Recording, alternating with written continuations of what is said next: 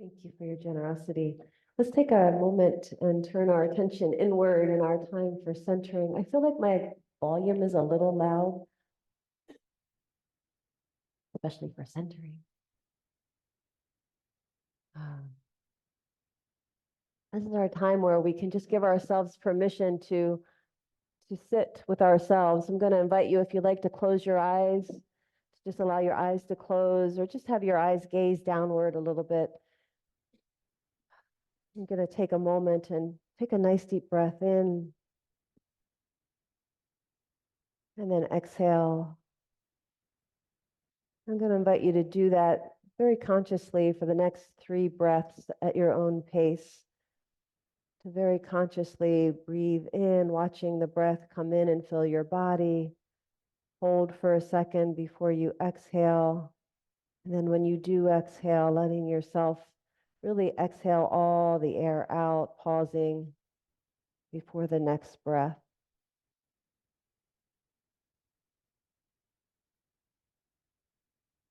There's a practice in yoga known as pratyahara. Pratyahara is the withdrawal of the senses. It's one of the first steps in meditation. It's when we pull our awareness inward instead of outward. So much of our day, so much of our waking hours are spent looking out, trying to determine how we feel by what we see outside of us, determine how we should respond based on what is occurring outside in the world, whether that world be inside our homes or on our televisions or way outside in the world. So this is the time to unplug from that for a moment and bring your senses to a rest. When we close our eyes, we allow the gaze to be inward. When we reduce the external sound, there's less to process.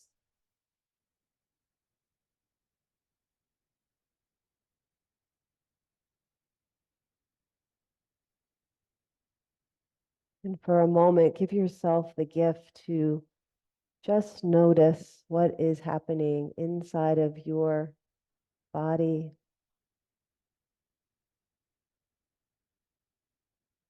What is happening in the quiet of your own mind.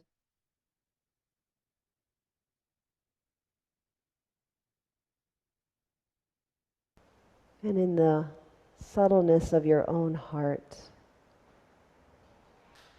Sometimes the most tender of our emotions like to stay inside because it's just simply not safe to have them outside of us with all that is going on. So when we give ourselves this moment of focus, it's just a way to acknowledge. It's like sitting with and not having to fix, not having to respond, but just sitting with ourselves. So give yourself the gift of that friend who sits with you.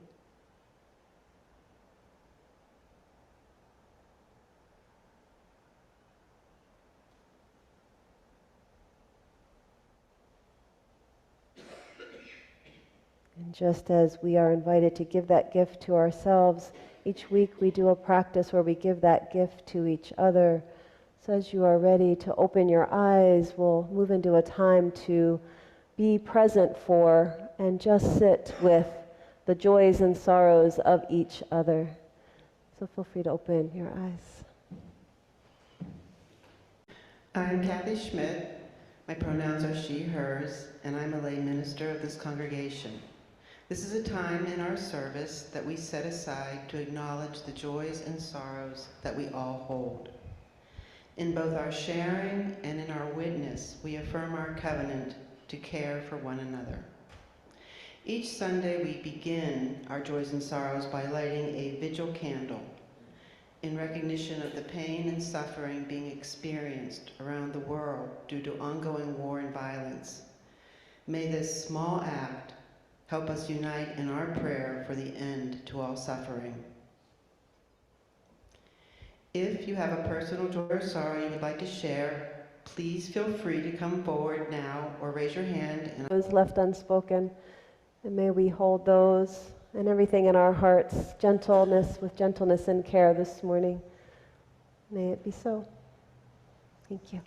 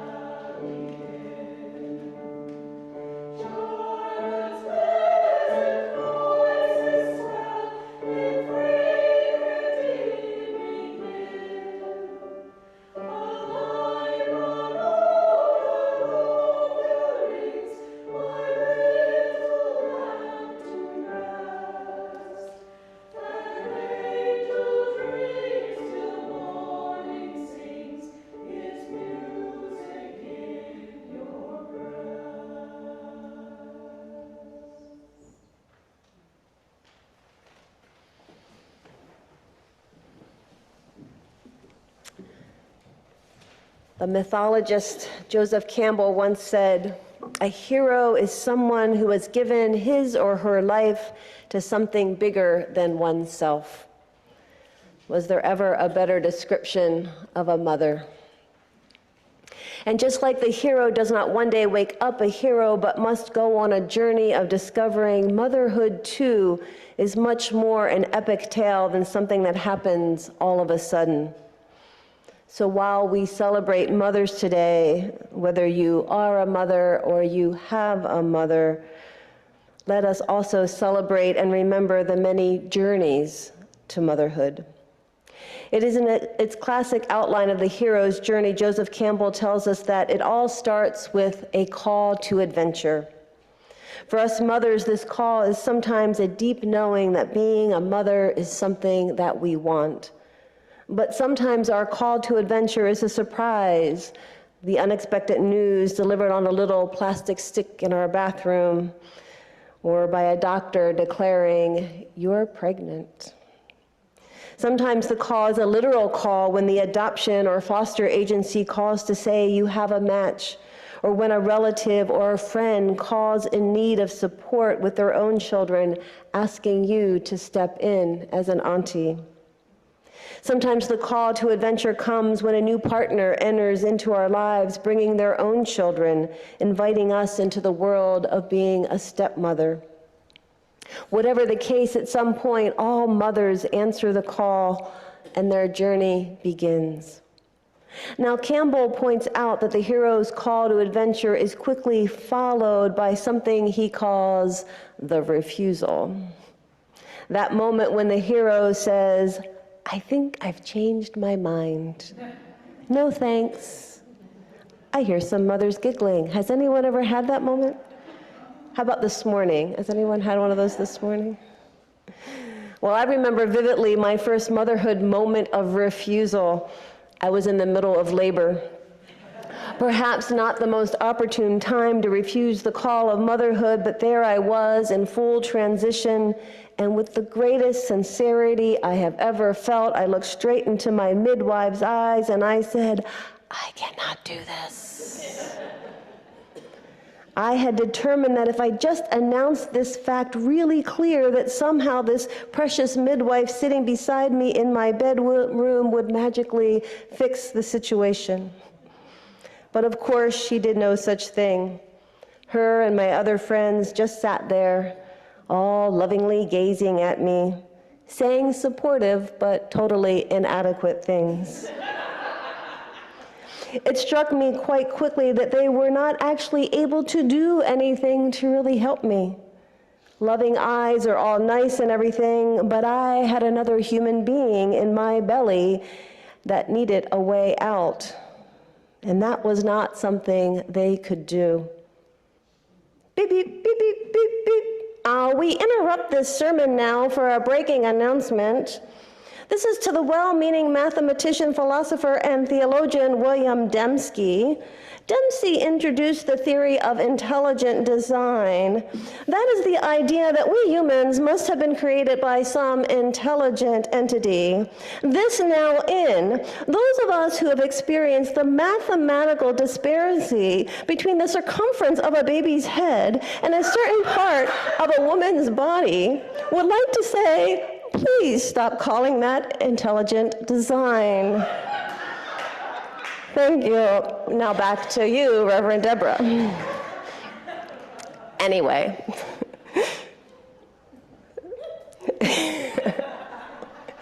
It's so true. Anyway, realizing that this baby and I were gonna have to figure this out together, I took a few deep breaths, closed my eyes, surrendered to that powerful energy of birth, and at the first possible moment, pushed that baby out. And the next part of my mother's journey began.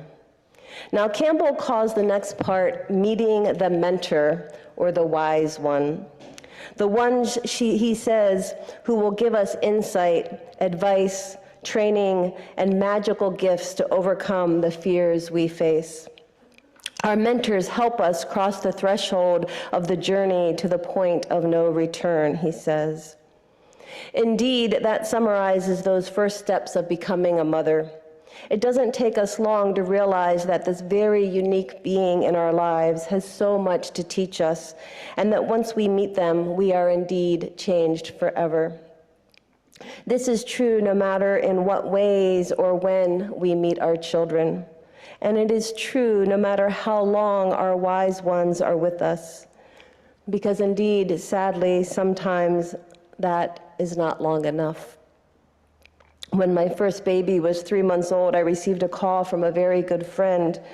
A mutual friend of ours was also pregnant, and her due date was just a few weeks away. It was the season of babies amongst my friends and I. As I picked up the phone, my friend said very soberly, Megan lost the baby. At first, my mind could not comprehend what she meant. Lost? What do you mean? I remember in my postpartum fog just being so confused, visualizing a baby lost at a store or something. Megan lost the baby, my friend repeated. Sarah died. And I froze as she said these words. Little Sarah was due in only 2 weeks. We had just had a beautiful blessing way, a baby shower for the new family. How could this be happening, I thought. How could my dear friend's mothering journey take such a turn? The community surrounded her quickly and did everything we could, which was just sit with her and be with her in her grief. And then only a few years later, during my pregnancy with my second daughter, I got another devastating call. Another dear friend who was only a few months behind me with her second child phoned to tell me that they had just discovered severe birth defects in her baby's body, defects that would make it impossible for her to live outside the womb for very long. The doctors at the time recommended terminating the pregnancy. She was about 20 weeks. Instead, she chose to carry the baby to term with the hope that perhaps she would get to spend an hour or two with her. She did give birth, and little Jessica was able to spend 24 hours with her mom and her dad, with lots of us aunties all around them. Sadly, these two women are not alone in their losses. In fact, there are over 20,000 newborn deaths that occur each year in the United States alone. 20,000 times each year when a mama and baby's journey is drastically altered. And if you are a Black mother in this country, you are twice as likely to experience one of these losses as a white mama. In addition, there are another 20,000 children and youth ages 1 to 18 that die in the United States each year. And devastatingly, that number includes an increasing number of homicides and suicides. Each year when I look through the box of handmade Mother's Day cards my daughters have created over the years, I think of the cards so many other mothers did not get to receive, and those many, many mothers and fathers and families for whom today is not a day of joy, but indeed a day of remembrance. Many parents I have talked to who have lost children have told me about the very hard question that they must decide how to answer over and over. That question, do you have children? How many children do you have? One friend says she answers 2 + 1 in heaven. Another says she changes her answers depending on whether she feels up to fielding the responses that may come when she says, I lost my baby at birth, or I do not have any living children. For those of us who have experienced miscarriages or terminated pregnancies, there is little common acceptable language that acknowledges those losses, and yet they too are part of the mother's tale. They too have been our wise mentors on a journey of no return. No matter how our children come to us, and no matter how long our children stay, the relationship we have with those mentors, these wise ones, does not ever really end. We will always be connected to these children who touched us. So let us remember today all the mothers and fathers and families whose journeys has included loss.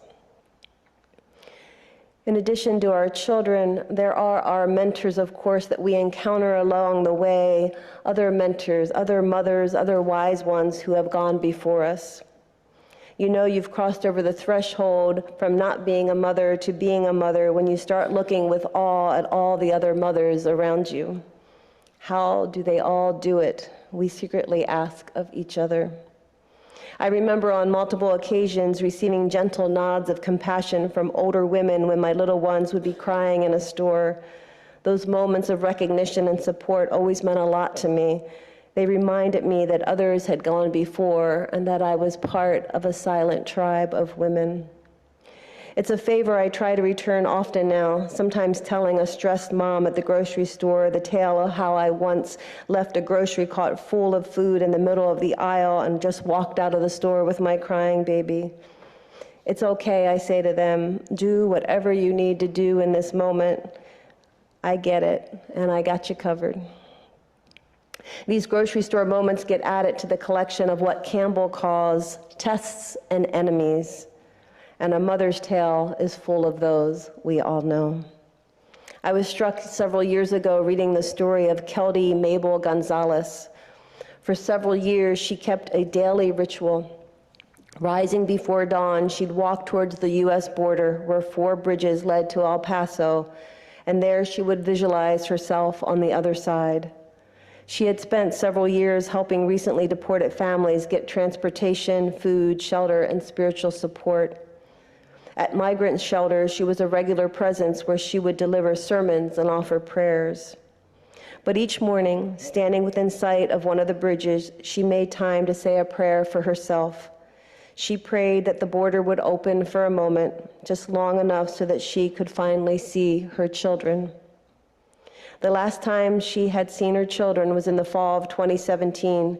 Her family, fleeing Honduras, had scattered across the continent. Her husband and eldest son had already crossed into the U.S. She and her two middle sons, who were 13 and 15, attempted the final leg of the journey together.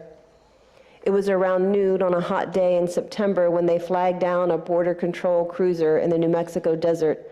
They planned to turn themselves in and apply for asylum. A day and a half later, at a holding cell 35 miles north of the border, agents took her away in handcuffs to prosecute her for the misdemeanor crime of illegal entry. Her boys screamed and cried, and she shares she still remembers the feeling of their hands grasping at her clothes.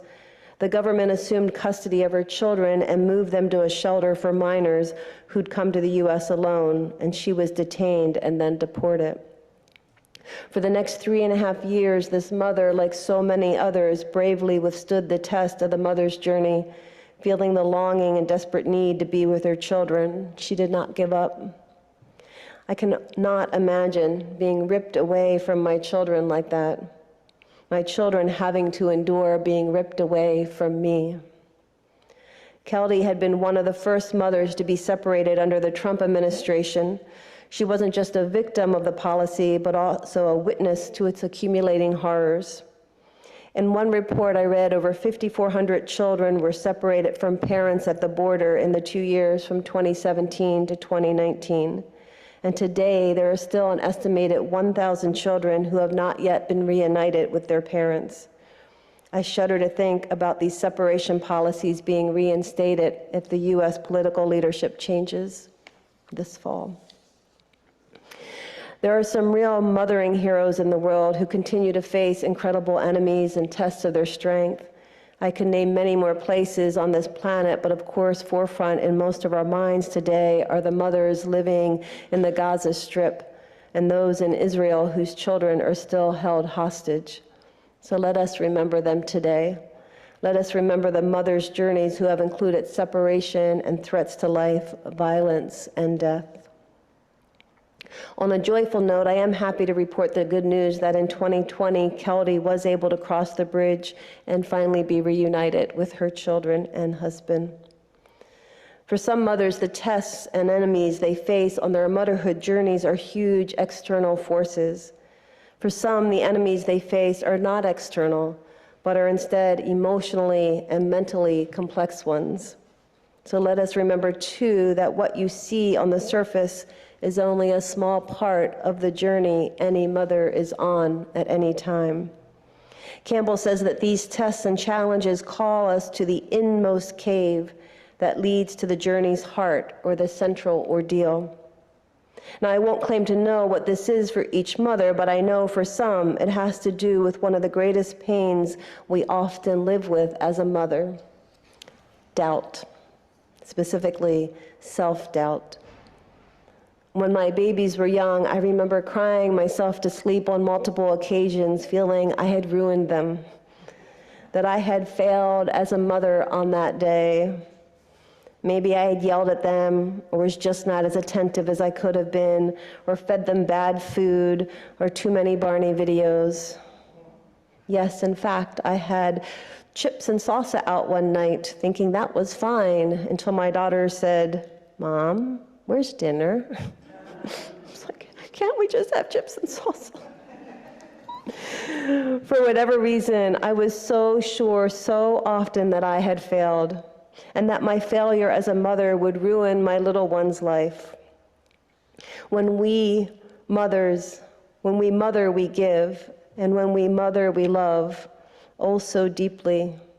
And when we mother, we often fear that we are just not enough, that we have not tried hard enough, not been compassionate enough, not made the right choices to ensure our baby's safety enough. At whatever age and whatever the circumstances our babies are in, perhaps the biggest ordeal we face as mothers is convincing ourselves that we have been good enough mothers. And I'm going to invite you to find a mother today and tell her that. Any mother. Campbell says that only through death can the hero be reborn, and that rebirth is the next stage of the journey. In our mother's journey, perhaps this is the death of our own self-judgment that we must face to complete our journeys. For each child that has suffered in any way, there is a mother who questions if they did enough. As we navigate everything from potty training and sleeping through the night to first loves and choices about education and life passions, gradually the mother's journey brings us to the recognition that though we love our children dearly, we are not our children's lives. We did enough, not because we were perfect mothers, but because the journey is never over. Our children are still becoming themselves just as we are still becoming ourselves, just as we are still on the mother's journey. This is both exhilarating and terrifying news, but ultimately, I think it is what grants our freedom. Campbell says the hero's journey ends with a reward and a renewal. I think this freedom, this letting ourselves off the hook of guilt while still being able to love with full force, is what makes mothers the heroine of the mother's tale. Not all mothers and children are at this point in their journey yet, but that's okay, because this is a very long tale with lots more adventures to be had. On this Mother's Day, may you keep the journey going as mother or as child, whether your mothers or your children are with us in body or in spirit. May you have compassion for all the expressions of motherhood you have encountered in your life. And may you, in whatever way you are able, look to all mothers with a glimmer of awe in your eyes, because truly you are looking at a heroine. Let's take a moment of reflection. I'm going to invite you into a moment of silence, just in the silence of your own heart. Perhaps picture your own mother. It's something we all have in common. Picture your own children, if you have children. Picture the children of the world who are all of our children's, whether they live in Gaza or Israel, Ukraine or Russia, or anywhere across the globe. We each have the opportunity to use the energy of motherhood to bless and hold and love each other.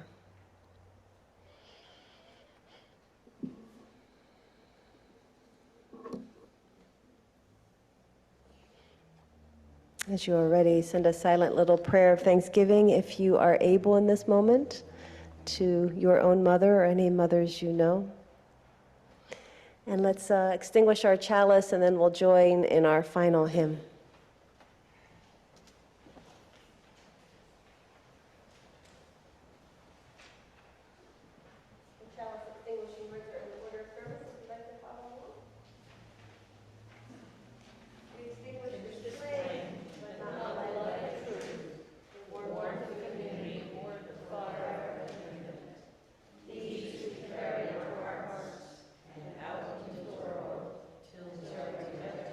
Again. We're going to join in hymn 410. This is a hymn that was new to me when Polly and I picked it, so maybe it's new to you. It's called Surprised by Joy. It's in the gray hymnal. Please rise and body your spirit.